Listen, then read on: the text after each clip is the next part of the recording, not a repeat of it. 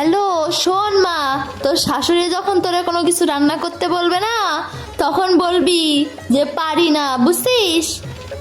বৌমা, ও বৌমা, বলছি যে আজকাল একটু বিরিয়ানি রান্না করো না, মেলাদিন বিরিয়ানি খাই না, মনটা কেমন বিরিয়ানি বিরিয়ানি করতেছে। মা, আমি তো বিরিয়ানি রান্না করতে পারি না। কেন? সেদিন না তোমার বাপ মা আসলো, তুমি তখন বিরিয়ানি রান্না করলে, আজকে পারো না মানে? মা, আমি না ভুলে গেছি। শোন মা, তোর শাশুড়ি যখন তোর কোনো কাজের কথা কবে না, তখন বলবি কি আমার পেটে ব্যথা করতেছে, ঠিক আছে? তা না হলে কিন্তু যেচে পরে কাজ করাবে একদম। ঠিক আছে, রাখ তালি। বৌমা, তুমি এখনো থালা বাটিগুলো ধোনি? রান্নাঘরের কি অবস্থা? মা, আমি না একদমই এখন পারবো না, আমার প্রচন্ড পরিমাণে পেট ব্যথা করতেছে। মা, আমি একদমই পারবো না। কি, এই মাত্র আমি দেখলাম তুমি ফোন দেখতেছো আর হাসাহাসি করতেছো।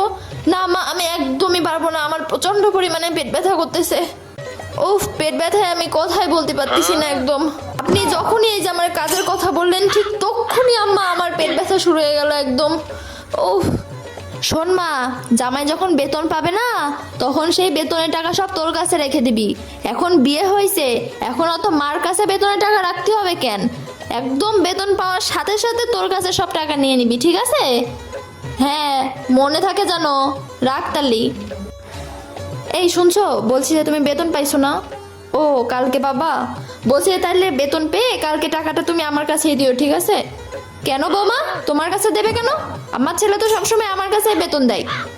না মা, এখন না আপনার ছেলের বিয়ে হয়ে গেছে, বিয়ে হয়ে গেলে তো ছেলের বউর কাছেই বেতন দিতে হয়, তাই না? আপনি কি ভুলে গেছেন? এই মাত্রই তো আপনি আপুকে বললেন বিয়ে হয়ে গেলে নাকি বউর কাছে বেতন দিতে হয়, তাহলে আমার বেলা উল্টো হবে কেন? তুমি শুনেছো তো, কালকে বেতনটা নিয়ে এসে কিন্তু আমার কাছেই দিবা, মার হাতে যেন দিও না।